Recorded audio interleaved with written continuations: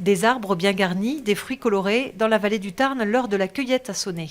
Mais la mirabelle, c'est prêt quand voilà, ça vient tout seul. Le fruit il est jaune et rouge. Et là c'est à maturité, pile poil comme il faut. C'est juteux, c'est sucré. Cette année, il n'y a rien à dire, la qualité elle est au top. Dans les vergers, sourire affiché, la quantité est là, plus importante d'année en année. Chez cet arboriculteur, la Mirabelle s'est allée sur un demi-hectare il y a 10 ans. Désormais, 3 hectares lui sont consacrés.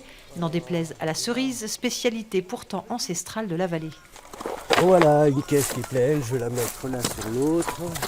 Depuis qu'on a le problème de mouche de Drosophile Suzuki, les gens ont un peu délaissé la cerise au profit de la prune qui est beaucoup plus dure, qui attrape moins de maladies, qui attrape pas de mouches. C'est beaucoup plus facile de produire de la mirabelle que de produire de la cerise. Question de survie pour certains producteurs, trop souvent victimes d'aléas climatiques et d'insectes ravageurs. La Mirabelle, plus rustique, a séduit bon nombre d'entre eux. Qu'avec la cerise, c'est trop dangereux actuellement. Ça l'a toujours été, mais ça l'est aujourd'hui de plus en plus et encore plus.